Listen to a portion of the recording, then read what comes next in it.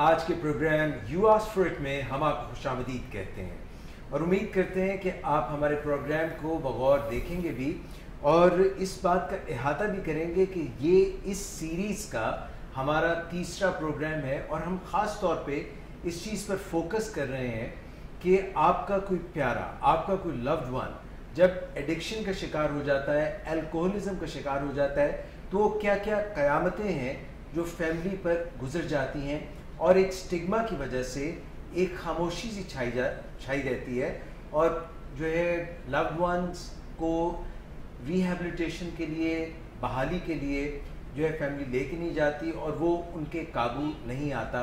आखिर फैमिली को और जिसको एडिक्शन का सामना है सही राह पे कैसे गामजन किया जाए। आज भी हमारे साथ तशरीफ़ रखते हैं एडिक्शन साइकियाट्रिस्ट डॉक्टर सदाकत अली। अस्सलाम वालेकुम। आपको प्रोग्राम में खुशामदीद कहते हैं और हमारा पूरा पैनल यहाँ पे विलिंग वेज का उसमें से जो है कुछ लोग मौजूद हैं और मिस शुमाइला बतूल असिस्टेंट डायरेक्टर हैं और क्लिनिकल साइकोलॉजिस्ट हैं। उनके साथ तशरीफ़ रखते हैं नदीम नूर साहब जो सीनियर काउंसलर हैं, मिस नाइला अजीज़ हैं और इस तरफ जो है मिस हिरा शाहिद हैं और अहमद साहब हैं और मिस आमना नवाज़ हैं। तमाम क्लिनिकल साइकोलॉजिस्ट को आज के प्रोग्राम में हम खुशामदीद कहते हैं। डॉक्टर साहब, बात ये हो रही थी जिस पे हम एम्फसाइज़ कर रहे हैं और हम ये बार बार लोगों को बताने की कोशिश कर रहे हैं कि कभी भी घर में, फैमिली में आपके लव्ड वन के साथ अगर एडिक्शन का सामना है तो आप तन्हा नहीं हैं। दूसरी बात यह है कि जब हम बीमारियां, अगर डायबिटीज़ हो, हाइपरटेंशन हो, खुदा न खास्ता कैंसर की हो, कोई भी मूजी बीमारी हो, उसके लिए हम बताते हैं लोगों को, अपने प्यारों को बताते हैं, फैमिली में डिस्कस करते हैं, छुपते छुपाते नहीं हैं। तो क्या वजह है कि एडिक्शन को हम एक स्टिग्मा समझते हैं, एक ऐसा दाग समझते हैं जिसको हमने छुपाना ज़रूर है। क्या ऐसा करने से हमें मदद मिलने में ख़राबी पैदा होती है या कोई फ़ायदा होता है? इजाज़ भाई, हम जहाँ तक छुपाने का मामला है, हम छुपाते हैं दूसरी बीमारियों को भी और इसकी बुनियादी वजह शेम का उनसर है जी। हत्ता कि लोग डायबिटीज़ की बीमारी के बारे में भी अपने अजीज़ों अकारब को और जानने वालों को पता नहीं चलने देते या डॉक्टर से ये रिक्वेस्ट करते हैं कि किसी से ज़िक्र ना कीजिएगा मेरी बीमारी का। दिल के मर्ज़ को भी लोग छुपाते हैं और ये वाहद बीमारी एडिक्शन या अल्कोहलिज्म नहीं है जिसको छुपाया जाता है। ताहम नशे की बीमारी में या बलानोशी में ये छुपाने का मामला और भी बढ़ चढ़ के किया जाता है क्योंकि ये बीमारियों में से बदनाम बीमारी है। बहुत सी बीमारियां हैं, उनकी अपनी कॉनोटेशन होती है। जैसे ज़ुकाम आपको हो तो आप किसी को बताएंगे तो इसमें और फीलिंग्स साथ होती हैं, ट्यूबरकुलोसिस में कुछ और होती हैं, मलेरिया में कुछ और हैं और डायबिटीज़ में या दिल की बीमारी में कुछ और है। लेकिन नशे की बीमारी के बारे में ज़्यादातर चूँकि माशरे में हमेशा से ये तसव्वुर पाया जाता है कि ये बहुत ही कोई बुरे लोग होते हैं या बदकिरदार लोग होते हैं या ये कोई जुराइम पेशा लोग होते हैं, तो ये जो क्या सराई माशरे में चलती रहती है, इसका भी बहुत बड़ा दखल है।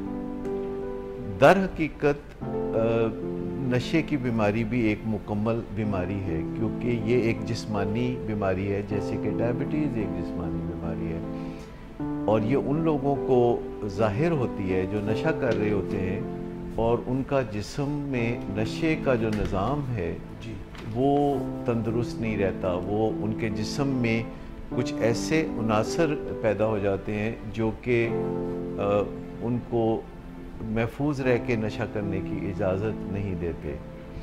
सो टॉक्सिन्स पैदा हो जाती हैं और मत मारी जाती है और उसके बाद बंदा अंधाधुंध नशा करता है और नशे की जो क्रेविंग है, जो हवस है, वो इस कदर ज़्यादा होती है कि उसके लिए बैग, बारो और स्टील कुछ भी करने के लिए, लोग जुराइम करने के लिए भी तैयार होते हैं और झूठ बोलना पड़े तो झूठ बोलेंगे, पैसे चुराने पड़े तो वो भी करेंगे, बहाने करने हों ज़रूरी होंगे तो वो भी करेंगे। तो जैसे नशे का मरीज़ जब बहाने करता है या चोरी चकारी करता है या क़वाइदो ज़वाबित को तोड़ता है, जुराइम की दुनिया में कदम रखता है, गुनाह सवाब को भूल जाता है, तो जब किसी घर में नशे की बीमारी होती है तो घर के अफराद के ऊपर भी बहुत सारी तब्दीलियां लागू हो जाती हैं। उन्हें शेम का सामना होता है, वो किसी को बता नहीं सकते, और एक ख्याल उनका ये भी होता है कि कुछ थोड़ा बहुत समझाने बुझाने से, डांट डपट करने से, तान व तशनी करने से, या थोड़ा बहुत जो है थोड़ा बहुत भी ऐसा तान व तशनी करने से, या कोई मार कुटाई भी बाज़ औक़ात समझा जाता है कि इससे भी फ़र्क पड़ेगा, या बेइज्जती करने से कोई काम निकल आएगा, तो लोग सोचते हैं कि कुछ अरसे के बाद तो इसने नशा छोड़ ही देना है हमारी इन कोशिशों के हवाले से या इन कोशिशों के तुफैल, तो क्यों ना कुछ अरसा हम पर्दापोशी डाले रखें ताकि बाद में जो ज़िंदगी हमारे इस लव्ड वन ने गुजारनी है उसमें इस बात से, इसके इस रवैये के नशर होने से इसको कोई मुश्किलात पेश ना आए। और ये सही तरीका नहीं, ये सही तरीका हरगिज़ नहीं है, क्योंकि इससे ये तमन्ना पूरी होना मुश्किल हो जाती है कि वो नशा छोड़ेगा, क्योंकि जब हम उसको कवर अप करते हैं या नवाजिशें करते हैं, या जब वो थाने फंस जाता है तो रिश्वत दे के छुड़ाते हैं, अगरचे घर आके, तो फिर उसके साथ लानत मुलामत काफ़ी होती है। तो ये जो नवाजिशें करने का रवैया है, या फिर दोस्त धांधली करना या मारपीट करने का रवैया है, इससे कोई बेहतरी नहीं सामने आती, और वक्त गुज़रता रहता है, वक्त गुज़रने का एहसास भी नहीं होता, और ऑन एवरेज 10 से 15 साल के बाद लोग इलाज के लिए रजू करते हैं। यहाँ ये भी मैं निशानदेही करना चाहूँगा कि ऑन एवरेज एक डायबिटीज़ का मरीज़ या दिल का मरीज़ भी डॉक्टर तक पहुँचते पहुँचते 5 से 10 साल ले लेता है। सो कहीं ना कहीं इंसानों के जहन में दो बातें हैं, एक ये कि उनका ख्याल है कि बीमार होना पस्ती की निशानी है, और दूसरा एक पुराना ख्याल है कि इलाज से कोई बेहतरी नहीं आएगी, क्योंकि हज़ारों साल से जब इंसान बीमार पड़ रहे थे और इलाज के लिए वो रुजू कभी करते थे तो बेहतरी नहीं आती थी।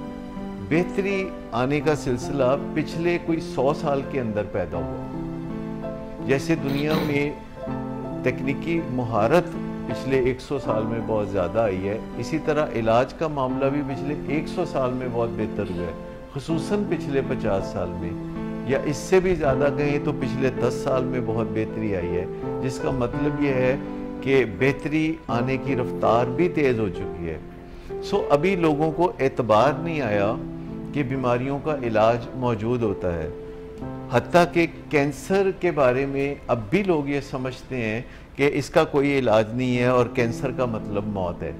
इसी तरह डायबिटीज़ के बारे में भी लोगों के यही ख्यालात हैं। दिल की बीमारी के बारे में भी लोग समझते हैं कि दिल का अगर आर्जा लाहक हो गया तो किसी वक्त भी हार्ट अटैक के साथ उनका ख़ात्मा हो सकता है। ये सारी बातें माजी की बातें हैं। अब कैंसर का, डायबिटीज़ का और दिल की बीमारी का शाफी इलाज मौजूद है, बेहतरीन इलाज मौजूद है, और लोगों को इलाज से तहफ़्फ़ुज़ मिलता है, मेयार ज़िंदगी बेहतर होता है और ज़िंदगी लंबी होती है और खुशहाल होती है। इसी तरह सबसे बेहतर इलाज नशे की बीमारी का है, जो कि आज मौजूद है, पहले नहीं था, और अब तो बहुत से मरीज़ों को इलाज के लिए हस्पताल में दाखिले की ज़रूरत भी नहीं होती। सिर्फ घर में किसी कोचिंग के ज़रिए या काउंसलिंग के ज़रिए ऐसी तब्दीलियां लाई जा सकती हैं कि नशे का मरीज़ आज खुद दिल से आमादा हो जाए नशा छोड़ने पे, और वो इलाज के अंदर आउटडोर बुनियादों पर या इनडोर बुनियादों पर जाने के लिए तैयार हो जाए और नतीजे में वो नशा भी छोड़ दे। ये ऐन मुमकिन है, ये रोज़ हो रहा है। दुनिया में हज़ारों लाखों की तादाद में लोग नशे को छोड़ रहे हैं। जिस तरह लोग नशे में दाखिल हो रहे हैं तो नशे से निकल भी रहे हैं। ये ऐसे ही है जिसे स्विमिंग पूल मॉडल कहते हैं कि स्विमिंग पूल में कुछ लोग आते हैं और वो छलांग लगा देते हैं कपड़े उतार के और कॉस्ट्यूम पहन के, और फिर कुछ देर के बाद वो स्विमिंग करके निकल के तो फिर अपनी ज़िंदगी में रवां दवां हो जाते हैं। तो अब दुनिया में जो नशे की बीमारी है ये इस पे वो स्विमिंग पूल का मॉडल जो है देखने में आ रहा है कि जिस तादाद में लोग नशे की बीमारी में उतर रहे हैं उससे कहीं तेज़ी के साथ वो नशे की बीमारी से निकल भी रहे हैं। सर, आपने भी कहा कि कवर अप फैमिली ना करे, उनको नवाजिशें ना करे, कवर अप ना करे, उनके बिहाफ पर झूठ ना बोले। एट टाइम्स फैमिली बहुत मुश्किल फील करती है कि अगर हम बता दें अपने लाखवान का कि ये नशे की बीमारी का शिकार है तो लोग क्या कहेंगे, वो जो शेम की बात आपने। सो ये जो मुश्किल फैमिली डायरेक्टली हमसे शेयर कर रही होती है कि आप लोग तो हमें ये गाइड कर रहे हैं कि साइंस ये कहती है कि इसमें कवर अप करना मतलब फैमिली कवर अप ना करे और उनको उनके कॉन्सिक्वेंसेस को बेयर करने दें। फैमिली के लिए ये बहुत मुश्किल होता है। वहाँ पर कुछ आप हेल्प करेंगे फैमिली की कि वो कैसे आसानी से इस रूल को फॉलो कर सके अगर वो मदद करना चाह रहे हैं? देखिए, पहली बात तो ये है कि जब हम ये कहते हैं कि झूठ ना बोलें अपने लव्ड वन के नशे की बीमारी के बारे में और कवर अप मत करें, पर्दापोशियाँ ना करें, तो ये महज कोई हम इखलाकी मामले की बात नहीं कर रहे होते, क्योंकि हमारा मनसब ऐसा नहीं है कि हम अपने क्लाइंट्स को इखलाकी दरस दें। हमारे पास लोग इसलिए आते हैं कि वो जिस बीमारी में मुब्तला हैं और जिस तकलीफ़ में मुब्तला हैं उनको उस तकलीफ़ और बीमारी से निजात मिले। सो हम जो भी बात उनसे करते हैं उसमें इखलाकी पहलू से नहीं करते। ये जो हम झूठ से परहेज़ बताते हैं ये इखलाकी पहलू नहीं है, बल्कि ये एक तिब्बी परहेज़ की तरह है। जैसे हम डायबिटीज़ में लोगों को कहते हैं कि आप मिठाई ना खाएं, आप आइसक्रीम ना खाएं, तो इसका मतलब ये है कि अगर वो फिर भी मिठाई खाते रहेंगे या आइसक्रीम खाते रहेंगे तो फिर उनकी ब्लड शुगर काबू में नहीं आएगी। बाज़ लोग दवा ज़्यादा लेके या इंसुलिन ज़्यादा लेके तो बदपरहेज़ी करते हैं, जो कि गलत है, क्योंकि डायबिटीज़ में अगर दवा लेके कोई बदपरहेज़ी करेगा तो उसको ना सिर्फ ये कि डायबिटीज़ ठीक नहीं होगी बल्कि दिल की बीमारी का सामना हो जाएगा। बहुत से मरीज़ आके तो डॉक्टर्स को ये भी कहते हैं कि वो मुझे मिठाई इसलिए खानी पड़ी कि मेरे बॉस ने कहा था खा लो या मेरे समधी ने कहा था खा लो। तो उसका जवाब डॉक्टर यही देते हैं कि देख लें, आपने बॉस का कहा माना लेकिन आपकी बीमारी ने फिर भी लिहाज नहीं किया, आपकी शुगर 500 है। अगर माकूल वजह से मिठाई खाई जाए तब भी शुगर बढ़ती है, तो माकूल वजह से अगर झूठ बोला जाए नशे के मरीज की ज़िंदगी के बारे में तो उसकी बीमारी बढ़ेगी। क्योंकि झूठ बोलना चाहिए तो ये एक इन्फॉर्म्ड चॉइस होनी चाहिए कि हम अपने मरीज के बारे में झूठ बोलेंगे तो इससे उसकी नशे की बीमारी बढ़ेगी। साइंस ये कहती है, और साइंसदान या डॉक्टर भी इसी मुआशरे से उभर के इस शोबे में आते हैं। उन्हें घरेलू नज़ाकतें, जज्बाती कैफियत का इल्म है, उन्हें रिश्ते नातों में बदनामी के मामले का भी अच्छी तरह इल्म है। लेकिन डॉक्टर इखलाकी पहलुओं को ज़्यादातर नहीं देखते, डॉक्टर रस्म व रवाज को ज़्यादातर नहीं देखते। डॉक्टर का मुतमई नज़र एक होता है कि वो जो शख्स उनके पास आया है अपनी किसी तकलीफ़ के साथ, अपनी किसी बीमारी के साथ, तो उसमें उसकी ठीक तरह से वो मदद कर सकें। और अगर हम अपने प्यारे की नशे की ज़िंदगी के बारे में झूठ बोलते हैं या पर्दापोशी करते हैं या बहाने उसके लिए करते हैं तो उसकी बीमारी बहरहाल बढ़ेगी। अगर हम नवाज़शें करते हैं और नशे से जो मुश्किलात उसके लिए पैदा हो रही हैं उन मुश्किलात से उसको निकालते हैं तो इससे भी उसको क्लीन स्लेट नहीं मिलती, उसको नशे का रुझान मिलता है। क्योंकि इंसान बुनियादी तौर पर या तो नज़रियात से सीखता है या फिर नताइज से सीखता है, और नताइज देख के वो बाज़-औक़ात नज़रियात भी बदलता है। अगर आप अपने प्यारे से सचमुच का प्यार करते हैं तो ये कैसा प्यार होगा कि आपके किसी फेल से उसको नुकसान पहुँचे। तो प्यार की निशानी एक ये भी है कि प्यार सरासर खैर ही खैर होना चाहिए। ऐसा नहीं होना चाहिए कि हम अपनी तरफ से किसी के साथ प्यार करें और उसको हमारे उस प्यार की वजह से तकलीफ़ मिले। हमारे कॉलो फेल से अगर किसी का फ़ायदा होता है तो प्यार की असलियत यही है। जो हम कहते हैं कि झूठ ना बोलें और पर्दापोशी ना करें, तो ये एक तिब्बी मामला है, एक परहेज़ का मामला है। हम सब वैसे भी ज़िंदगी में एक दूसरे को कहते रहते हैं, सच बोलने की तलकीन करते रहते हैं, लेकिन कितनी अफसोसनाक बात है कि जब भी हमें किसी चैलेंज का सामना होता है तो उस मौके पे हम पहली कोशिश में कूद के झूठ को गले लगा लेते हैं। हम उस वक्त सच को बोल लेते हैं। जब भी हमें मुश्किल वक्त पड़ता है तो हम झूठ का कंबल ओढ़ लेते हैं। तो तो हमें थोड़ा सा अपने दिल को इस मामले में टटोलने की ज़रूरत है। डॉक्टर साहब ने हमें एक मखमसे में डाल दिया। मखमसा इस तरह से है कि अब एडिक्शन की, अल्कोहलिज्म का पेशेंट है, डॉक्टर साहब ने कहा है कि उसकी नवाज़शात भी नहीं करनी, उसकी मेहकनी भी नहीं करनी, उसकी जो है बीमारी को छुपाना भी नहीं, उसको जो है नताइज भी भुगतने दें। डॉक्टर साहब काफ़ी मुश्किल सी होगी, जाए तो जाए कहाँ? देखिए, मैं कुछ तजावीज़ बताता हूँ कि जो उन फैमिलीज़ के काम आ सकती हैं जो नशे से मुतासरा फैमिलीज़ हैं, और घर बैठे ही वो अपने मसले को काफ़ी हद तक बेहतर बना सकते हैं। जो भी बातें हम यहाँ करते हैं उन बातों पर अमल करने से इतना फ़ायदा हो सकता है कि उन्हें इलाजगाहों तक भी शायद बाज़ औक़ात जाने की ज़रूरत ना पड़े और वो अपने मसले को घर बैठे सुलझा लें। मैं नहीं समझता कि तमाम मरीज़ों का मसला घर बैठे हल हो सकता है, लेकिन कम अज़ कम आधे मरीज़ों का मसला हल हो सकता है अगर हमारी लाइव स्ट्रीमिंग में जितनी भी वीडियोज़ आती हैं और मुख्तलिफ प्रोफेशनल्स रोज़ाना बात करते हैं, तो मैं बिल्कुल आपको साफ गोई से बताता हूँ कि लोग घर बैठे अपने रवैयों में मामूली तब्दीली ला के तो अपना ये बहुत एक अज़ियतनाक मसला होता है जिसे हल कर सकते हैं। जिस घर में कोई माँ बाप तड़प रहे हों अपने बेटे की एडिक्शन की वजह से, या किसी बीवी का नातका बंद हो अपने खामद के बलानोश होने की वजह से, वहाँ जो मुसीबतें सुबह शाम डेरे डाले रखती हैं, उन मुसीबतों से निजात मुमकिन है। उसमें पहला जो नज़रिया मैं उन्हें देना चाहूँगा वो ये है कि वो अपने सोच विचार का अंदाज़ बदल लें। सर, मेरा ये क्वेश्चन है, जैसे आप कह रहे हैं कि सोच विचार का अंदाज़ बदलना, इसको हम किस तरह से माजी और जो आगे फ्यूचर में इस पर्सपेक्टिव में आते हैं? देखिए, एक तो सोच विचार का अंदाज बदलने से मुराद ये है कि 24 घंटे इस मसले के बारे में ना सोचें।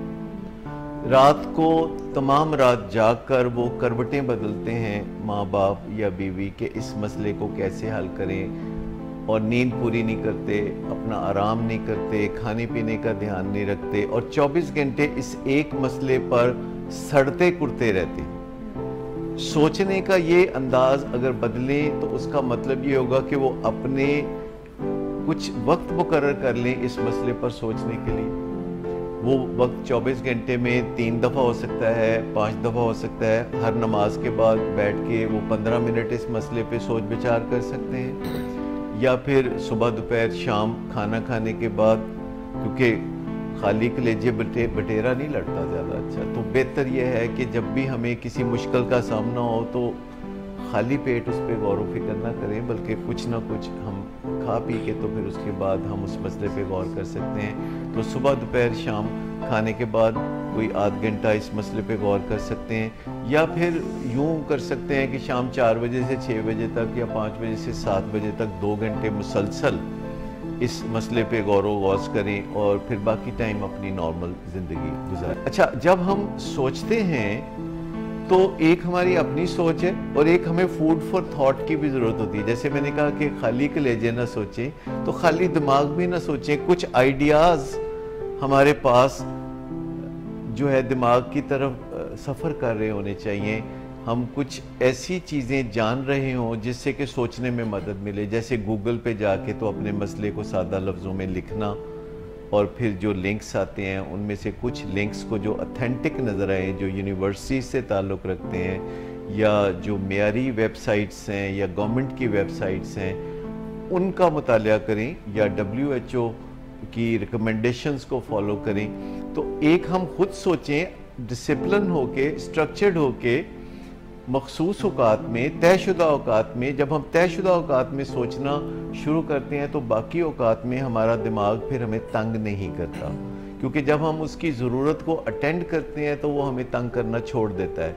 सो एक तो सोच विचार का नया अंदाज मैं कहूँगा कि ये है कि आपके सोचने के औकात तय होने चाहिए और मुनज़्ज़म तरीके से आपको सोचना चाहिए। अगली बात यह है कि आप अकेले बैठ के सोचें तो क्यों ना जो दूसरे स्टेक होल्डर्स हैं, जो अहले खाना हैं, जो मरीज़ के साथ प्यार करने वाले दूसरे लोग हैं, उनको हमरा लेके सोचें। तो कहते हैं ना, एक अकेला और 2 11 होते हैं। तो जब लोग मिल बैठ के सोचते हैं तो ब्रेनस्टॉर्मिंग होती है, तो नई नई बातें सामने आती हैं। और जब आप गूगल से या किसी किताब से या किसी मैनुअल से मदद लेते हैं, किसी हदायतनामे से मदद लेते हैं, तो आपकी सोच जो है उसको चार चांद लगने शुरू हो जाते हैं। और फिर ये बात है कि जब आप कोई काम ऐसा कर रहे हैं अपने प्यारे की बेहतरी के लिए, तो उस वक्त पूरी तवज्जो दें। लेकिन जब आप अपनी ज़िंदगी गुजार रहे हैं, या आप अपनी नींद पूरी कर रहे हैं, या आप अपने काम काज या कारोबार की तरफ तवज्जो दे रहे हैं, तो भरपूर तवज्जो फिर उधर ही रखें। इसको हम कहते हैं डिटैच्ड अटैचमेंट। यानी जब आपने किसी मसले पे तवज्जो देनी है तो आप अटैच हो जाते हैं, और जब तवज्जो देने की ज़रूरत नहीं है तो आप डिटैच हो जाते हैं टोटली, जैसे स्विच ऑफ होता है या स्विच ऑन होता है। और ये ज़्यादा मुश्किल काम नहीं है, ये हमारा दिमाग है, इसे हमारी मर्ज़ी से चलना चाहिए। अच्छा, दूसरी बात मैं ये कहना चाहूँगा कि हमारे जो जज्बात और मकासद हैं, हमारी ज़िंदगी में जज्बात की बड़ी कदर कीमत है। हम खुश रहना चाहते हैं, हम पुरसुकून रहना चाहते हैं, हम पुरएतमाद रहना चाहते हैं, और हमारे कुछ मकासद भी होते हैं कि हमारे घर में ये तब्दीली आ जाए या हमारे लव्ड वन में ये तब्दीली आ जाए। तो जो हमारे जज्बात और मकासद हैं, इनकी मनसूबाबंदी अलग अलग होनी चाहिए, इन्हें गड़बड़ नहीं होना चाहिए। मेरा एक बीच में क्वेश्चन है सर, जिस तरह आपने बात की बिहेवियर चेंज की इनिशियली, तो पेशेंट भी एक बिहेवियर चेंज में से गुजर रहा होता है, स्ट्रेस और डिनाइल उसके पार्ट पे होता है, तो इसी तरह फैमिली भी स्ट्रेस में भी होती है और कहीं ना कहीं डिनाइल में भी होती है। तो पेशेंट को तो हम बड़ा इजीली आइडेंटिफाई कर लेते हैं कि उसको कौन कौन से एरियाज पे काम करने की ज़रूरत है। तो फैमिलीज़ के ऐसे कौन से स्पेसिफिक बिहेवियर्स हैं जो पेशेंट के स्ट्रेस और डिनाइल को इग्नाइट कर सकते हैं?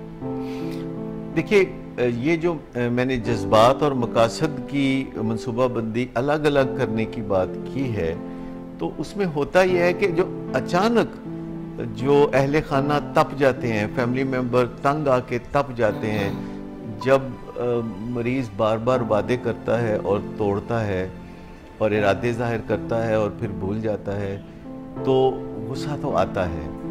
और अगर आप गुस्से को पी जाएं तो तब भी आपको कोई ना कोई बीमारी लाहक हो सकती है। गुस्सा भी बहुत आता है, रोना बहुत आता है, फैमिली को बेबसी का सामना होता है, और हर वक्त अपने आप को फिर फैमिली कोसती रहती है। कभी कहती है कि कोई हमारा ही कसूर है, हमने कोई गुनाह किया होगा जिसके नतीजे में ये बीमारी हमारे प्यारे को लाहक हुई। ये बिल्कुल ख्याल खाम है, ये गलत ख्याल है।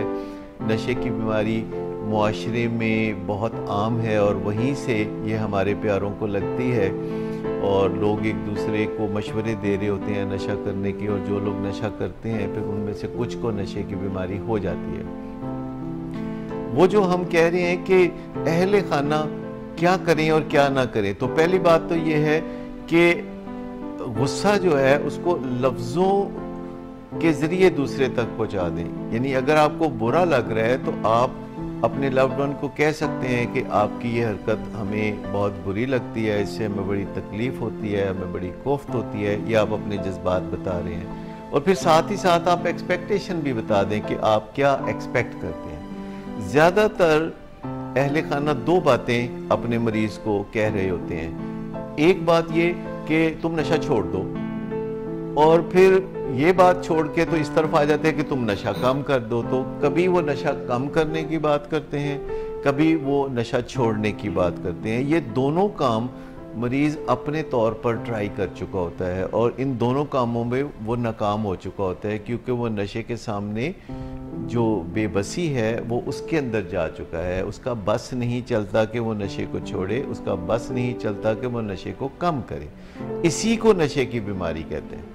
लिहाजा आप उससे ये बात कर सकते हैं, जो मैं बात बदलने की बात कर रहा हूँ, तो ये बात कर सकते हैं कि वो मदद हासिल करे। और मदद हासिल करने के कई ज़रिए हैं। वो उन लोगों की मदद हासिल कर सकता है जिन्होंने नशा छोड़ा हुआ है और वो मीटिंग्स करते हैं, जिन्हें अल्कोहलिक्स एनोनिमस या नारकोटिक्स एनोनिमस के साथी कहा जाता है। और वो डॉक्टर से मदद हासिल कर सकता है, वो फैमिली फिजिशियन से मदद हासिल कर सकता है, वो रिहैबिलिटेशन सेंटर से मदद हासिल कर सकता है, साइकोलॉजिस्ट से और काउंसलर से मदद हासिल कर सकता है। वो कहीं से भी मदद हासिल कर सकता है, वो सदाकत क्लिनिक से मदद हासिल कर सकता है या विलिंग वेज से मदद हासिल कर सकता है, और यहाँ से नहीं तो कहीं से भी मदद हासिल कर सकता है, लेकिन मदद हासिल करना लाजिम है। सो अहले खाना जो स्लोगन है अपना कि नशा छोड़ दो, नशा कम कर दो, इसे बदल के मदद हासिल करने की बात अहले खाना कर सकते हैं, क्योंकि जब आप किसी को डूएबल काम कहते हैं तो उसके लिए निस्बतन हाँ बोलना आसान होता है। लेकिन जब घर वाले कहते हैं कि तुम नशा छोड़ दो या नशा कम कर दो, तो जिसकी कोशिशें अपने तौर पर प्राइवेटली वो बहुत ज़्यादा कर चुका होता है, तो नाकाम हो चुका होता है, तो मायूस हो चुका होता है, वो लर्न कर चुका होता है, मायूसी उसके रग रग में बैठ चुकी होती है, हड्डियों तक उतर चुकी होती है। सो उसको नए सिरे से उम्मीद दिलाने के लिए मदद की ज़रूरत होगी, ताकि वो जब मदद हासिल करेगा तो उसके नशा छोड़ने की राहें हमवार होंगी। और वो जो मैं बात कर रहा था कि जज्बात की मनसूबाबंदी अलग करना चाहिए। मरीज़ आपके जज्बात की जिम्मेदारी नहीं उठा सकता। अगर आपको गुस्सा आता है मरीज़ को देख के कि वो नशा करता है, तो आपको अपने गुस्से का इलाज अपने तौर पर करना है। अगर आपको गम होता है तो आपको अपने तौर पर इसका कुछ ना कुछ चारा करना है। आप अपने मरीज़ से जब तवक्को रखते हैं कि वो आपके गुस्से या गम का कोई तदारक करे, तो इस बेचारगी के आलम में जिसमें वो फंसा होता है, वो आपके गम और गुस्से का कोई इलाज नहीं करता। जब वो वादा करता है कि वो नशा नहीं करेगा तो आपको खुशी होती है, तो ये एक झूठा वादा होता है। सो आप अपनी खुशियों के लिए भी मरीज़ की तरफ नहीं देख सकते। एक बीमार आदमी की तरफ आप अपनी खुशियों के लिए देखें, एक तही दामन आदमी की तरफ आप अपनी खुशियों के लिए देखें, तो ये वैसे भी मुनासिब नहीं है। तो आप अपने जज्बात, चाहे वो खुशी से ताल्लुक़ रखते हों या सुकून से या गुस्से या गम से, तो उनका कोई तदारक करना आपकी अपनी जिम्मेदारी है, जिसके लिए आप साइकोलॉजिस्ट या काउंसलर से रब्ता कर सकते हैं कि इस सिचुएशन में मैं अपने जज्बात को कैसे संभालूं। दूसरी बात है मकासद, कि अगर आपका मकसद ये है कि आपका मरीज़ नशा छोड़ दे और एक खूबसूरत ज़िंदगी गुजारे, तो उसके लिए सबसे पहले आपको इस बीमारी के बारे में बहुत कुछ जानने की ज़रूरत है, और फिर आपको ऐसा तबादला ख्याल सीखने की ज़रूरत है जो मरीज़ को नशे से निजात की रोशनी दिखाए। अच्छा डॉक्टर साहब, हम ब्रेक में जाने से पहले बात कर रहे थे कि फैमिली को कहीं पे कोई हद भी खींचनी पड़ेगी, कहीं पे ये भी कहना पड़ेगा कि ये काम करो, ये ना करो, और ऐसा करने में मरीज़ अमूमी तौर पे मुतनफ़र हो जाता है, बिदक जाता है। तो किस तरह से उसको लेके चलें कि बात भी बन जाए और सांप भी मर जाए और लाठी भी ना टूटे? देखिए, ये बुनियादी तौर पर एक फैमिली की रिट की बात है कि जब हम एक घर में इकट्ठे रहते हैं तो कोई ना कोई घर का फितरी सरबराह होता है, या फिर हम किसी को सरबराह बना लेते हैं। नॉर्मली आमतौर पर घर में फादर एक फितरी सरबराह होता है, लेकिन अगर खुदा न खास्ता फादर मौजूद ना हो या दुनिया से जा चुका हो, तो फिर बड़ा भाई या कोई या माँ वो एक सरबराह का किरदार।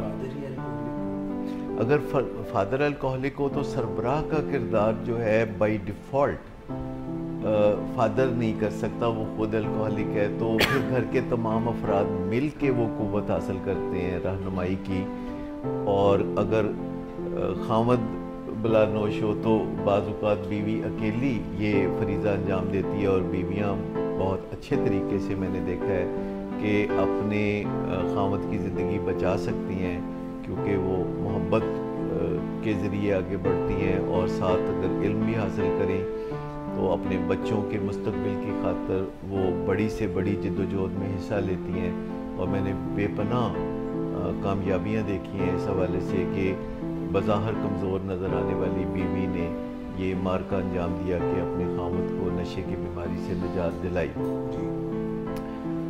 असल सूरत हाल ये है कि घरों में जब नशे की बीमारी आती है तो एक बोंचाल की सी कैफियत होती है, और पैनिक में आ जाते हैं आमतौर पर लोग, और जो पहली बात उनके समझ में आती है उस पर वो अमल करना चाहते हैं, चाहे उसके नतीजे में कुछ भी हासिल वसूल ना हो।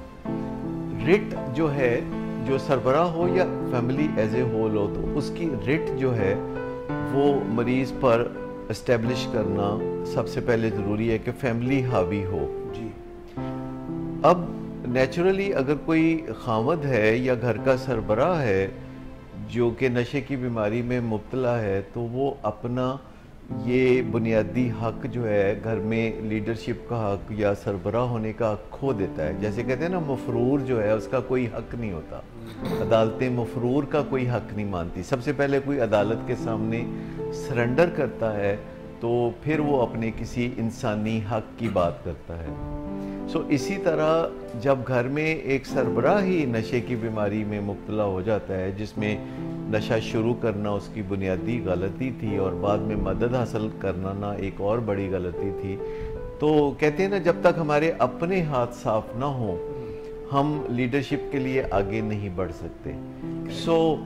यहाँ पे फिर फैमिली एज ए होल एक ग्रुप बनाते हैं। एक तो बात है कि नशे का मरीज़ घर वालों को इकट्ठे नहीं होने देता, वो अंग्रेज़ों की तरह डिवाइड एंड रूल का फार्मूला जो है वो अपनाए रखता है। वो माँ को कुछ कहेगा, बाप को कुछ कहेगा, एक भाई को कुछ और दूसरे को कुछ और, बीवी को जाके कुछ पट्टी पढ़ाएगा और फिर अपने बाकी अहले खाना को बीवी के ख़िलाफ़ भी उभारेगा, क्योंकि उसके लिए नशा जारी रखना उसे बहुत ज़रूरी नज़र आता है। तो उसके लिए वो चौमुखी लड़ाई लड़ने के लिए भी तैयार रहता है। सर, मैं आपसे क्वेश्चन करना चाहता हूँ कि पेशेंट जो होता है वो कई दफ़ा मान जाते हैं कि मैं ट्रीटमेंट के लिए जाना चाहता हूँ, लेकिन टाइम मांगता है, मुझे 1 वीक का टाइम दे, 2 का दे। उस दौरान वो नशा भी जारी रखता है और घर वालों को कहता रहता है मैं छोड़ रहा हूँ और मैं इतने दिन बाद ट्रीटमेंट में आ जाऊँगा। तो इस बात को किस तरह डील किया जाए?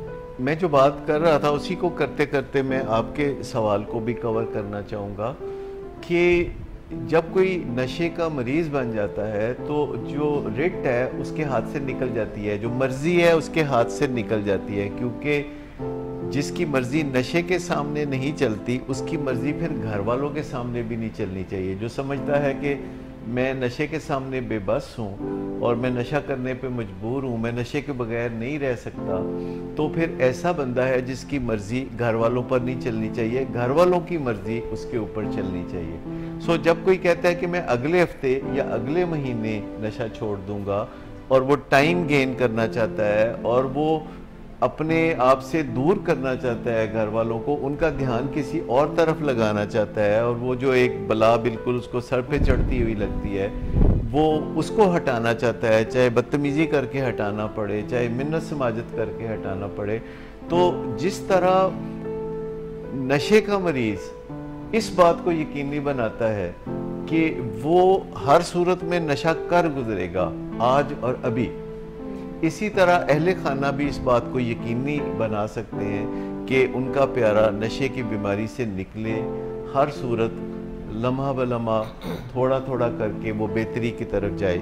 और उसमें फ़ैसले जो हैं वो अहले खाना को सबसे पहले बुनियादी तौर पर एक असूल के तहत अपने हाथ रख लेने चाहिए, क्योंकि जो बंदा डिफ़ॉल्ट में चला जाता है, यानी नशे की बीमारी में चला जाता है, बेबसी में चला जाता है, बेख्तियारी में चला जाता है। नशे की बीमारी में एक बेख्तियारी भी होती है कि इरादा नहीं भी होता तो नशा करना पड़ता है, जो काम नहीं करना चाहता उसे वो भी करना पड़ता है। तो ऐसे में अहले खाना को ही उसके लिए लाइहा अमल बनाना चाहिए।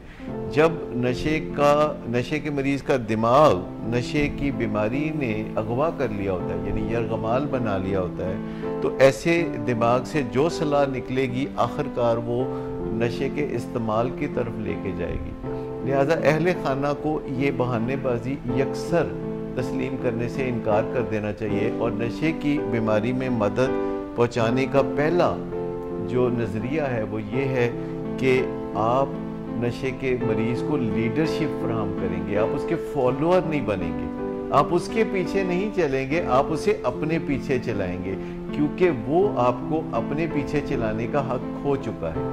और जब वो नशा छोड़ के एक सेहतमंद ज़िंदगी की तरफ जाए तो अगर लीडरशिप पे उसका हक है तो आप उसको उसका हक लौटा देते हैं। तो ये एक कायम मुकाम लीडरशिप भी हो सकती है बाज़ औक़ात बीवी के पास या बेटे के पास, जो अपने वालिद की बीमारी में उसकी मदद कर रहा है, यानी उसको नशे से निजात में मदद कर रहा है। उसमें नशे की बीमारी में जो रूल्स हैं घर के वो कुछ ना कुछ बदलने पड़ेंगे। और मैं आपको बताऊं कि नशे के मरीज अपने घर वालों को मुतासर करते हैं और उसके घर वाले अपने मरीज को मुतासर करते हैं। घर में हम सब एक दूसरे को मुतासर करते हैं। अगर नशे का मरीज हमें अपनी चालाकियों से इस तरह मुतासर करता है कि वो हमें अपने नशे के इस्तेमाल के लिए इस्तेमाल करता है, तो अगर वो ऐसा कर सकता है नशे की अशद क्रेविंग की वजह से या हवस की वजह से, तो हम भी कुछ ट्रेनिंग पा के, कुछ सीख के ऐसे रवैये अपना सकते हैं जो हमारे मरीज को मुस्बत तौर पर मुतासर करें।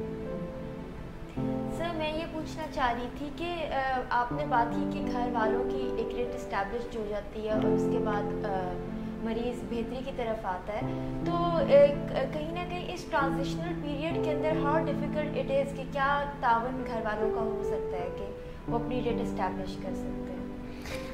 देखिए, जो रेट इस्टेब्लिश करने का मामला है इसमें कुछ ट्रेनिंग की ज़रूरत पड़ती है, जिसे असर्टिवनेस की ट्रेनिंग कहते हैं या क्रूशल कन्वर्सेशन की ट्रेनिंग कहते हैं। जो बंदा नशे का मरीज़ होता है वो ज़रा मुश्किल बंदा होता है, उससे बातचीत करने में थोड़ी मुश्किलात पेश आती हैं, और जब नशे के मरीज़ आपस में बैठते हैं तो वो एक दूसरे की एंटी काउंसलिंग भी कर रहे होते हैं। एंटी काउंसलिंग से मुराद आप समझ गए होंगे कि जिस तरह एक साइकोलॉजिस्ट नशे के मरीज़ की काउंसलिंग करता है नशे के ख़िलाफ़, तो नशे के मरीज़ एक दूसरे की काउंसलिंग करते हैं नशे के हक़ में, और वो एक दूसरे को थपकी भी दे रहे होते हैं, वो एक दूसरे की हाँ में हाँ भी मिला रहे होते हैं। और नशे का मरीज़ इस बात में बड़ा माहिर होता है कि अपने घर वालों को भी अपने साथ हाँ में हाँ मिलाने पे वो मजबूर कर देता है।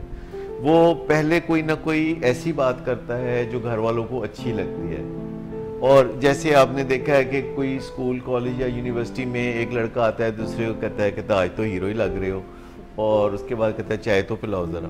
तो ये जो किसी का दिल खुश करके तो फिर उससे कोई फरमाइशी प्रोग्राम करना होता है, तो नशे का मरीज़ भी इस तरह की चीज़ें करता है। जैसे लास्ट नाइट अगर कोई ड्रंक हो के बीवी के साथ बुरा भला सलूक करता रहा है, तो सरे शाम वो जब घर पहुंचता है ड्यूटी करके अगले दिन, तो बीवी का मूड ख़राब होता है, तो सडनली वो आके अनाउंस करता है कि आज तो हम आइसक्रीम खाने जाएंगे। और वो क्या तुम कह रहे थे कि लॉन का जो नया डिज़ाइन आया है, जो नया सूट आया है, और वो और भी बताओ तुम मांगो क्या मांगती हो, तो हम तुम्हारा मुंह मोतियों से भर देंगे। तो ये जो चीज़ है, तो फिर बीवी कहती है कि अच्छा आज ये अगर दिन आ गया है कि हमें भी कुछ पूछा जा रहा है, तो रात का गुस्सा ख़त्म करते हैं, रात गई बात गई, और वो उसके पीछे चल निकलते हैं, और वो जो गिला शिकवा था पिछली रात का वो बात आई गई हो जाती है। सो होना ये चाहिए कि आप तबादला ख्याल से ना घबराएं, अब बात करने से ना घबराएं, और उसके लिए ये कुछ थोड़ा सीखने का काम है, यानी बात करना सीखने का काम। टाइम्स फैमिली के लिए सर सबसे बड़ी मुश्किल ये होती है कि हम बात कैसे करें, और जब हम उनको ट्रेन कर रहे होते हैं तो सम टाइम अल्फाज अगर हम उनको बता भी रहे होते हैं तो उनका बॉडी लैंग्वेज पहले वाला ही होता है। वो इतना घबराए हुए होते हैं कि वो उस बीमारी से, और इस बीमारी ने इतना ज़्यादा उनको इमोशनली वीक कर दिया होता है कि वो सही बात करने से भी घबरा रहे होते हैं कि कहीं इसका मूड ना खराब हो। देखिए, हम सब शब रोज़ इस मुश्किल से गुजरते हैं कि कहीं ना किसी बंदे से, किसी न किसी बंदे से बात करने में हमें मुश्किल पेश आ रही होती है, और ऐसी ट्रेनिंग्स मौजूद हैं कि हम इन मुश्किलात पे काबू पा सकें। ये लर्नेबल स्किल है मुश्किल बंदे से बात करना, और हम सब ये सीख सकते हैं। नशे के मर्ज से मुतासरा फैमिलियाँ भी सीख सकती हैं कि अपने मरीज़ से किस मौके पे क्या बात करनी है। जिस फैमिली को अपने मरीज़ के हर सवाल का जवाब फौरी याद हो और वो बर मौका जवाब दे सकें, वही फैमिली है जो कामयाबी की तरफ जाती है। सो असर्टिवनेस, क्रूशल कन्वर्सेशंस और क्रूशल कन्फ्रंटेशंस, ये वो ट्रेनिंग्स हैं जो सीखने के बाद आप बहुत अच्छे तरीके से झगड़े में पड़े बगैर अपने प्यारे से बातचीत कर सकते हैं, ठोस बातचीत कर सकते हैं, आप गोल सेटिंग कर सकते हैं, और फिर अगर वो अपना वादा पूरा नहीं करते तो आप वादे तोड़ने पर बात कर सकते हैं। क्योंकि जब कोई पहले आपसे वादा करता है और फिर वो पूरा नहीं करता, तो अगला मौजू हमारा क्रेडिबिलिटी का होता है। उसके बाद हम बात कर सकते हैं कि देखो तुम्हारा व्यवहार ठीक नहीं है, हमें तुम्हारा एतबार नहीं रहा। तो ये जो नशे के मरीज़ अक्सर घर वालों से कहते हैं कि आप मुझ पे ट्रस्ट नहीं करते, और घर वाले कहते नहीं करते हैं ट्रस्ट कच्चे कच्चे होके। तो अगर घर वाले ये कह दें कि हाँ हालात कुछ ऐसे ही हैं कि आपका तर्ज़ अमल कुछ ऐसा ही था कि आपका जो एतबार है, ये जो आपका ट्रस्ट है, ये जो आपकी क्रेडिबिलिटी है, ये खो गई है, आप इसे दोबारा बिल्डअप करें पहले, और तभी आप हमें ये कह सकते हैं कि मुझ पे ट्रस्ट करें, जब तक आप उसको वापस हासिल नहीं करते। एक सबसे बड़ी बात मैं ये भी कहना चाहूँगा कि अहले खाना का रवैया कुछ ऐसे होता है जैसे उन्होंने नशे के मरीज़ का कोई उधार देना है। तो सबसे पहले ये गौर व फिक्र कर लेना चाहिए कि उधार किसने किसका देना है, और अगर मरीज़ के रवैये ऐसे हैं कि वो डिफ़ॉल्ट पे है तो उसको थोड़ा सा शर्मिंदा होना चाहिए। लेकिन इतने लाड देखे जाते हैं नशे के मरीज़ों के, बीवियां इतने लाड देखती हैं, माँ बाप इतने लाड देखते हैं। मैं तो पिछले 40 साल से ये देख देख के हैरान हूँ कि बीवियां जो अक्सर परों पर पानी नहीं पड़ने देती, अच्छे भले भले मानस कामद होते हैं तो भी, तो जब नशे के मरीज से सामना होता है तो फिर ऐसी कुर्बानियों की दास्तान पढ़ने में आती है और देखने में आती है कि हैरत होती है। सबसे बड़ी बात यह है कि मेरिट पे डील करना शुरू करें। मोहब्बत का मतलब ये नहीं है कि आप कुर्बानियाँ दें, कुर्बानी देनी है तो ईद उल अज़हा का इंतज़ार करें, आप उस पर कुर्बानी दें। और शहीद वफा बनने की भी ज़रूरत नहीं, आप गाजी बने, आप बजाय शहीद होने के आप गाजी बने, इस बीमारी पर काबू पाएं, इस बीमारी पर फतह हासिल करें। सर जैसे आप बात कर रहे थे कि जैसे ही कोई लव्ड वन नशे का शिकार होता है तो उससे जुड़े जितने भी लोग होते हैं वो एक तवील कुर्बानियों का सिलसिला शुरू हो जाता है। और एज ए साइकोलॉजिस्ट हम ये समझ सकते हैं कि जब एक नशे का शिकार होता है बंदा, तो जब उसकी रगों में अल्कोहल या कोई भी ड्रग दौड़ रही होती है तो बगावत ऑटोमेटिकली स्टेप इन कर जाती है। Now we know that. लेकिन व्हाट आई हैव ऑब्जर्व कि जब फैमिलीज हमारे पास आती हैं तो द फर्स्ट थिंग जो उनमें रन कर रही होती है, they are operating by fear. क्यों? क्योंकि उनका जो प्यार है वो बार बार उन्हें थ्रेट्स दे रहा होता है। अगर उनकी बात नहीं मानी जा रही तो they are continuously threatening their loved ones और देयर फैमिली। अब माय क्वेश्चन इज कि इस फियर को कैसे रोका जाए, because it is very important, it's very important. बड़ा ही अहम सवाल आपने किया है कि एक तो आपने कहा कि जब खून में नशा दौड़ रहा होता है, खून में जो टॉक्सिन्स होती हैं तो मत मारी जाती है और कोई बात सही समझ में नहीं आती। ऐसे में बगावत का जो उनसर, बात ना मानने का जो उनसर है, जो लापरवाही का उनसर है कि मुझे नहीं परवाह, मुझे ये चाहिए, ये पेशेंट के अंदर बहुत ज़्यादा पैदा हो जाता है। और वो इस किस्म की धमकियाँ भी दे रहा होता है कि अगर मुझे ज़्यादा तंग किया तो फिर मैं घर से ही चला जाऊँगा, या मैं फिर तालीम छोड़ दूँगा, या बीवी को मैं कहता है कि तलाक दे दूँगा, या वो कहता है कि मैं अपने आप को कुछ कर लूँगा। तो ये जो वो इस तरह की थ्रेट्स देता है जिन्हें हम वीटो थ्रेट्स कहते हैं आमतौर पर, कि जब हमें पता होता है कि कोई हमें प्यार करता है तो फिर हम अपने आप को कोई तकलीफ़ पहुंचा के उसके रवैयों को बदलना चाहते हैं। हम ये इरादा ज़ाहिर करते हैं कि फिर मैं खाना नहीं खाऊंगा, और फिर शेप बढ़ा के घर में फिरना शुरू कर देते हैं और छुप के खाना खा लेते हैं, सामने खाना नहीं खाते।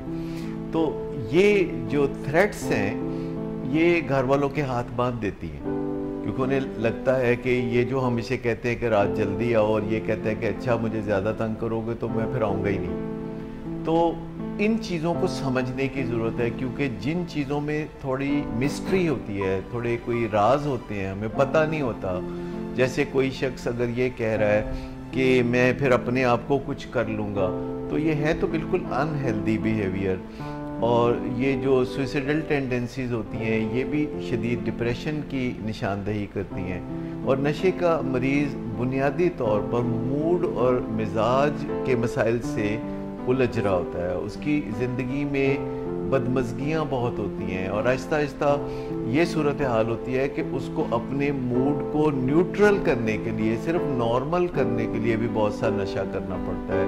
और जो ही वो नशा नहीं करता तो वो मायूसी की अथाह गहराइयों में गिर जाता है। ऐसे में कभी कभी वो एग्रेशन का मुजाहरा करता है। फिर कुछ नशे हैं वो उसके कुछ ख़ास किस्म के असरात होते हैं, पर्सनैलिटी एक नए सांचे में डल जाती है। जैसे पैरानोया या शकूको शुबहात चरस से, शराब से और कोकेन से तो ये हद दर्जा ज़्यादा होते हैं। शराब की बीमारी में एग्रेशन और तलखी बहुत ज़्यादा होती है। चरस के अंदर डिलूजन्स और इस तरह गुस्सा करना बहुत ज़्यादा सामने आता है, साइकोसिस सामने आता है। तो ऐसे हालात में हमें ये जानने की ज़रूरत होती है कि अगर कोई घर से भागने की बात करता है तो उसके जवाब में उसको क्या कहना है। आप जलती पर तेल नहीं फेंकते, आप नहले पे दैला नहीं फेंकते, ईंट का जवाब पत्थर नहीं होता। आप डिफ्यूज़ करते हैं उनकी बातों को, उनका एक सही आंसर होता है जो साइकोलॉजिस्ट आपको बता सकते हैं। आप किसी घर से भागने की धमकी देने वाले को ये नहीं कहते कि तुम दफ़ा हो जाओ, इससे तो हमारी ज़िंदगी बन जाएगी। आप हमेशा सिचुएशन को डिफ्यूज़ करते हैं। आप कहते हैं कि ये किसी मसले का हल नहीं, और अगर तुम जाओगे घर से तो हमें दुख होगा, हम तुम्हें याद करेंगे, तुम्हारी खैरियत की दुआ करेंगे और अल्लाह से ये भी इल्तिजा करेंगे कि तुम वापस आओ और बैठ के हमसे बातचीत करो। तुम मसले बातचीत के साथ हल कर सकते हो। हम हर माकूल बातचीत के लिए तैयार हैं, क्योंकि तब्दीली रोने धोने से नहीं आती, तब्दीली लड़ाई झगड़े करने से भी नहीं आती, तब्दीली माकूल रवैयों से आती है। जब हमारे रवैये बेहतर होते हैं तो इससे फ़र्क पड़ता है। अगर कोई कहता है कि मैं फिर अपने आप को कुछ कर लूँगा, तो आप उसे बताते हैं कि ये हेल्दी रवैया नहीं है। अगर आपको लगता है कि आपकी ज़िंदगी अजीरन हो रही है तो आपको मदद हासिल करनी चाहिए। मदद हासिल करना कमज़ोरी की नहीं, ताकत की निशानी होती है। फिर आप उसे ख़ुद मशवरा देते हैं कि वो मदद किससे हासिल करे। अगर उसे राह दिखाई जा सकती है तो आप इसमें कमज़ोरी का मुजाहरा नहीं करते, आप आगे बढ़ के बात करते हैं। आप कहते हैं कि चलो मैं तुम्हारे साथ चलता हूँ। और ये जो सलाह मशवरे का अंदाज़ होता है जिसमें आप दूसरों को धमकियाँ नहीं देते, तो जवाबन फिर वो भी आपको धमकियाँ नहीं देते। अक्सर मरीज़ बताते हैं कि धमकियों का आगाज़ अहले खाना करते हैं और उसके जवाब में फिर धमकी का जवाब तो धमकी होता है कि मज़दाक पेशेंट भी ऐसा करते हैं। सो हमें पता होना चाहिए कि हम मरीज़ से कोई भी बात कर रहे हैं तो उसके प्रोज एंड कॉन्स का हमें पता होना चाहिए। हमें उसको थ्रेट नहीं करना चाहिए, हमें उसे उकसाना नहीं चाहिए, हमें उसे लालच नहीं देना चाहिए, हमें उसकी गलत बात भी नहीं माननी चाहिए। बाज़ औक़ात मरीज़ कहते हैं कि अगर आप चाहते हैं कि अमन की ज़िंदगी गुजारें तो फिर मेरा रोज़ का इतना वजीफ़ा मुकर्रर कर दें, और वो फिर उसका वजीफ़ा मुकर्रर कर देते हैं। जैसे बहादुर शाह ज़फ़र का जो वजीफ़ा जैसे मुकर्रर कर दिया था। तो इस तरह ये जो वजीफ़ा क्या वो नशा होता है, जो वो कहता है मुझे नशा दो? नहीं, वो कहता है कि जी मुझे रोज़ के इतने पैसे दें, या रोज़ का ये नशा दें, या मुझे कोई फर्निश्ड कोई फ्लैट ले दें जहां मैं सुकून से बैठ के ज़िंदगी गुजारूं, और आप घर से 3 टाइम खाना भी भिजवाएं, और वहां मैं अपने दोस्तों के साथ बैठ के दमा चौकड़ी करूं। और बाज़ घर वाले ये मान भी लेते हैं, ऐसा कर भी लेते हैं। सो कोई भी बात ऐसी न करें न सुने जो कि अखलाक के ख़िलाफ़ हो, जो कानून के ख़िलाफ़ हो, जो शरअ के ख़िलाफ़ हो, जो रस्म व रवाज के ख़िलाफ़ हो, जो कॉमन सेंस के ख़िलाफ़ हो, जो साइंसी तजावीज़ के ख़िलाफ़ हो, ऐसा कुछ काम भी ना करें।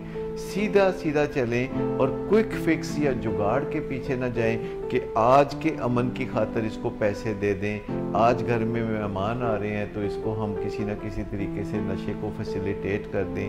तो जब हम ऐसी कमज़ोरियों में घिर जाते हैं कि लोग क्या कहेंगे, तो फिर नशे का मरीज़ इसको भी कैश कराता है। सो इस बात की परवाह अहले खाना की निस्बत मरीज़ को होनी चाहिए कि लोग क्या कहेंगे, और अहले खाना को मरीज़ के लिए कभी भी झूठ बोलने के लिए तैयार नहीं होना चाहिए। एक मेरा भी सवाल है, जो आपने बात की कि एक तो ये जो इन्होंने सिनेरियोज पेंट किए, और आपने भी वो जिक्र किया था वजीफ़े के और बहादुर शाह ज़फ़र का, तो उससे मेरे भी एक जहन में पॉपअप किया। तो ऐसे मरीज़ को जो इतनी घर में मुसीबत पैदा कर रहा है, इसको अगर जिला वतन कर दे, दूर कहीं भेज दें तो बेहतर नहीं रहेगा? देखिए, ये मगरों लाने के जो मंसूबे हैं, जिनको मैं सादा कहूँगा, यानी शुगर कोटेड मंसूबे, जो मरीज़ से जान छुड़ाने के मंसूबे हैं कि इसको पढ़ने के लिए मॉन्ट्रियल भेज दिया जाए। एक ऐसा बच्चा जो लाहौर में चरस पीता है और जो पढ़ाई में अच्छा नहीं है, तो कहता है कि मुझे बाहर आप पढ़ने के लिए भेज देंगे तो मैं ठीक हो जाऊंगा। तो जो अपने घर में ठीक नहीं है वो बाहर जाके कैसे ठीक होगा, जहाँ जो यूनिवर्सिटी में जाते ही उसे लगेगा कि शराब पीना तो बुनियादी मकसद है यूनिवर्सिटी आने का। तो जो बड़ी बड़ी दुनिया की यूनिवर्सिटीज़ हैं और पाकिस्तान की यूनिवर्सिटीज़ हैं, जितनी बड़ी यूनिवर्सिटी है उसका उतना ही बेड़ा गर्क है। बज़ाहिर ये बात बहुत अजीब लगती है, लेकिन आप खोज लगा के देख लें कि हमारे यहाँ जो बहुत रिप्यूटेड यूनिवर्सिटीज़ हैं वहाँ नशे के रवाज किस कदर ज़्यादा हैं।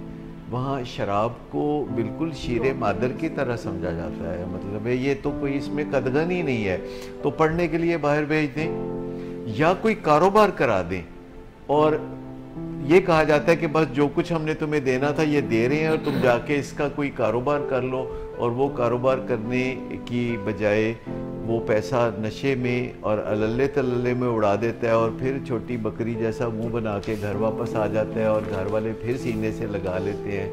तो ये फिर रोज़मर्रा मामूल बन जाता है। जब कोई एक दफ़ा आपको बेवकूफ़ बनाता है तो दूसरी दफ़ा बेवकूफ़ बनाना और भी आसान हो जाता है। सो ये जो मंसूबे हैं कि अलग रहने के लिए इसको घर से अलग कर दिया जाए, इसको जायदाद में से हिस्सा दे दिया जाए, इसको कोई ऐसा कारोबार करा दिया जाए जिसमें इसको कुछ करना ना पड़े। लोगों के बड़े बड़े नफीस मंसूबे मैंने सुने हैं, शादी कर दी जाए। देखिए सबसे बड़ी शादी से ज़्यादा टूल और कोई इस्तेमाल नहीं होता कि इस लड़के की शादी कर दी जाए और एक लड़की जो जिसे पता भी नहीं होता कि उसका खावन नशे की बीमारी में मुब्तला है, उससे ये तवक्को रखी जाए कि वो ये जिम्मेदारी उठा ले।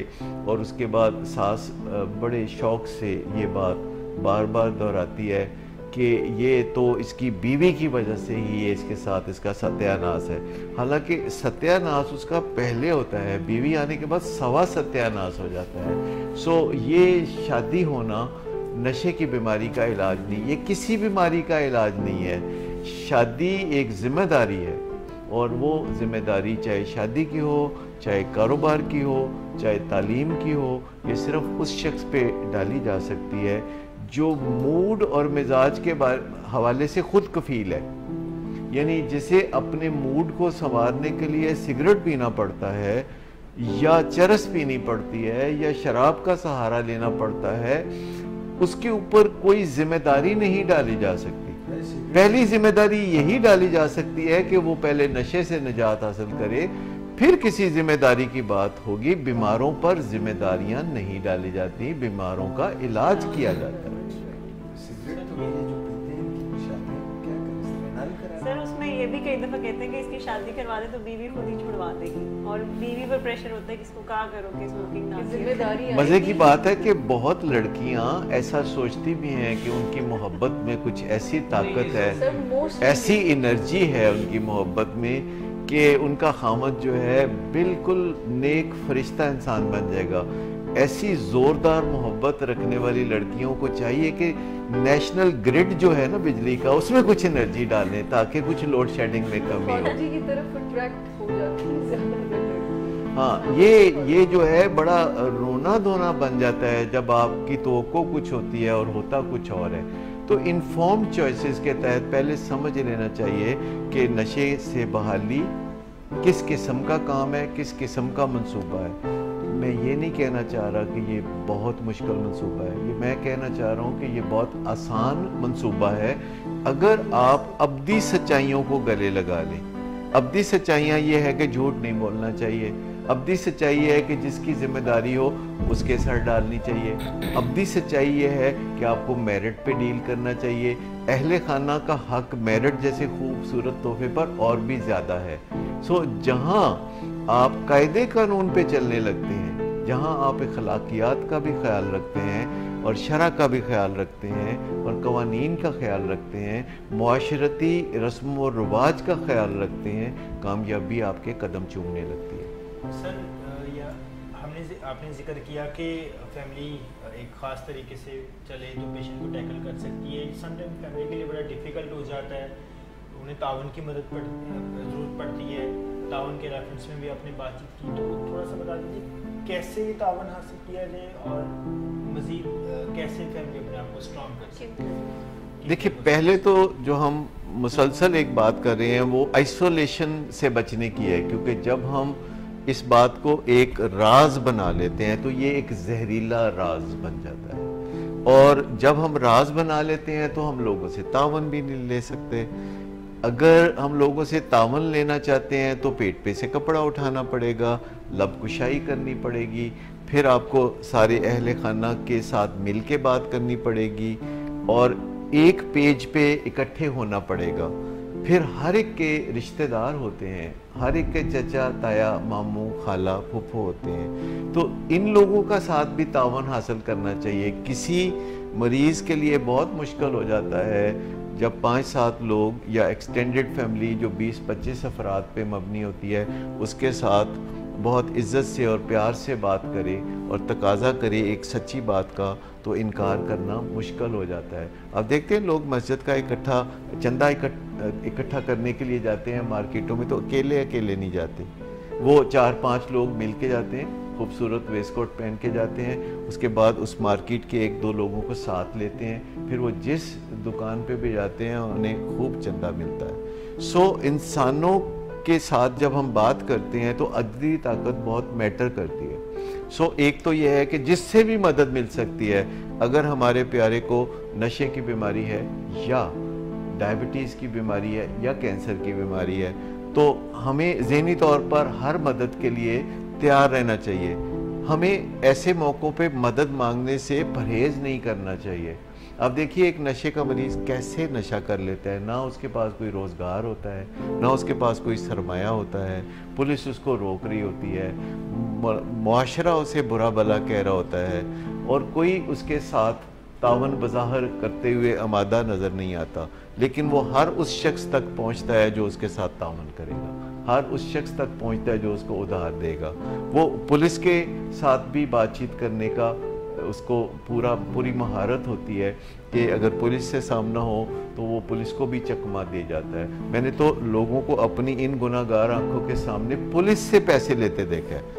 यानी एक बंदा मोटरसाइकिल लेके जा रहा है, चौक में पुलिस वाले ने उसको रोका और उसका लाइसेंस मांगा, लेकिन लाइसेंस देने की बजाय थोड़ी देर के बाद मैंने देखा कि पुलिस वाला जेब से पैसे निकाल के उसको दे रहा है।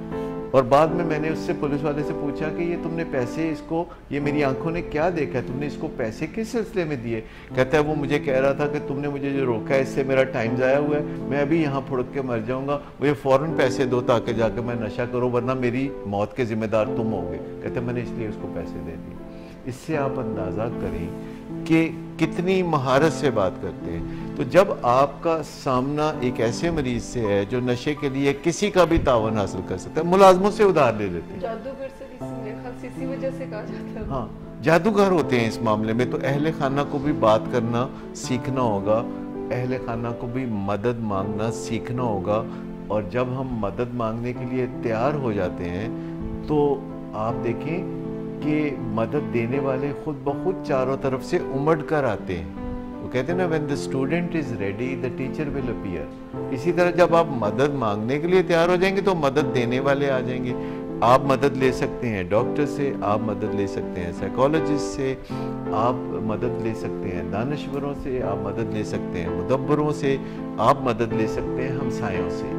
लेकिन फिर वही एक बात आएगी कि सबसे पहले आप इसको राज के सीगा राज से बाहर निकालें। सबसे पहले कपड़ा पेट पर से उठाने की बात है, और हम एक रस्मी या मामूली ज़रूरत की बात नहीं कर रहे हैं, हम एक ज़िंदगी की बात कर रहे हैं जो मौत की तरफ से मौत की तरफ जा रही है लम्हा बलम्हा।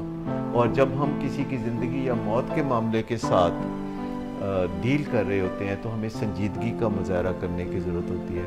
फिर हम हर एक से मदद मांगने के लिए तैयार हो जाते हैं और इस मामले में कोई शर्मिंदगी हमारे दामन को नहीं पकड़ती। सर मेरे नसीहतों के हवाले से एक सवाल है कि फैमिलीज़ काफ़ी लंबी नसीहतें पेशेंट को बिठा कर करती हैं, और वो ऐसी नसीहतें जो कि पेशेंट शायद उनमें इंटरेस्टेड भी नहीं होता। इलाज के अलावा वो काफ़ी और नसीहतें काफ़ी करते हैं कि हमारा ख्याल है तुम्हें ये भी करना चाहिए, ऐसा भी करना चाहिए, तुम उम्रा पे भी चले जाओ, तुम ये कर दो। काफ़ी मशवरे और काफ़ी नसीहतें, क्या उनको कोई असर होता है पेशेंट पे उस वक्त जब वो ऑलरेडी ड्रग्स कर रहा होता है? ये सब जुबैदा आपा के टोटके हैं। अब अनफॉर्चुनेटली जुबैदा आपा इस दुनिया में नहीं रही, तो उनके टोटके भी हमें तर्क कर देने चाहिए, साइंसी हकीकतों की तरफ बढ़ना चाहिए। जब बीमारियां होती हैं तो उनके इलाज से मसला हल होता है, उम्रा करने से मसला हल नहीं होता। ना किसी ने कहा है कि उम्रा करने से बीमारियों से शिफा मिलती है। बीमारियों से शिफा अल्लाह देता है, लेकिन बीमारियों से शिफा इलाज से मिलती है। इलाज करना सुन्नत रसूल भी है। सो मरीज़ की मदद अहले खाना सिर्फ एक काम में करें, यानी उसके इलाज में उसकी मदद करें, और बाकी चीज़ों से वो जो ज़रा परहेज़ करें। और जो मरीज़ नई नई बातें बताता है और नए नए तरीक़ों पर उकसाता है तो उससे भी बचने की ज़रूरत होती है। सिर्फ बड़े बड़े इंटेलेक्चुअल रैशनलाइजेशंस देते हैं पेशेंट्स। देखिए, मुझे पिछले दिनों पता चला कि एक मरीज़ की वालदा की सालगिरह थी और वो उस मौके पे कहीं दूर बैठा नशा कर रहा था। अगले दिन सुबह जब वो घर पहुंचा तो अपनी वालदा को सीधा जाके मिला और घुटनों को हाथ लगा के कहता है कि आप भी सोच रही होंगी कि कल मैं आपकी सालगिरह में कहाँ था। मैं इसलिए नहीं आया कि मेरे भाइयों ने मुझे ताना दे के मार देना था, और मैं आपकी सालगिरह पे कोई बदमज़गी नहीं चाहता था, और मैं इसलिए सुबह सुबह आया हूँ आपके पास कि एक मैं और एक मेरी माँ, हम दोनों मिलके सालगिरह मनाएंगे। इसके बाद जो दूसरे लोग गुलदस्ते लाए हुए थे वो सारे इकट्ठे लाके उसने माँ के पाँव में रख दिए और कहते हैं कि मुझे बस एक दफ़ा गले लगाएंगे तो मुझे जो खुशी मिलेगी वो मैं सारी ज़िंदगी नहीं भूल सकता। और माँ बिल्कुल भूल के उसके साथ लगी कि हाँ, मैं तो तुम्हारे भाइयों को हर वक्त कहती हूँ कि हर वक्त उसको जलील मत किया करो, हर वक्त उससे इस मौजू पे बात ना किया करो, लेकिन वो बाज ही नहीं आते। तो कल मेरे पास इतने पैसे इकट्ठे हुए हैं, ये हम आधे आधे बांट लेते हैं। डॉक्टर साहब, थैंक यू वेरी मच। आज के प्रोग्राम के लिए आप सबका भी बहुत बहुत शुक्रिया। मेरा ख्याल है कि नाज़रीन ने आज के प्रोग्राम में जो डिस्कशन हुई है और ये सीरीज़ चल रही है कि किस तरह से आपका प्यारा जब वो नशा करने लगता है, पटड़ी से उतर जाता है और ज़िंदगी उससे सिरकती हुई दूर जा रही होती है, और आप बादले न खास्ता उसकी मदद कर रहे होते हैं कि ये इख्तिताम कहीं ऐसा तकलीफ़ देना हो जाए। इससे बचने के लिए और उसको वापस बहाली की तरफ लाने के लिए, मतानत की ज़िंदगी में लाने के लिए, ये है वो गुर जो बातों ही बातों में डॉक्टर सदाकत अली और हमारे तमाम पैनलिस्ट आपसे डिस्कस करते हैं। इस कड़ी की एक और प्रोग्राम हम नेक्स्ट टाइम लेके आएंगे। तब तक के लिए आपसे इजाज़त चाहते हैं इस प्रोग्राम से, because you asked for it. Till next time, take good care of yourself. अल्लाह हाफ़िज़।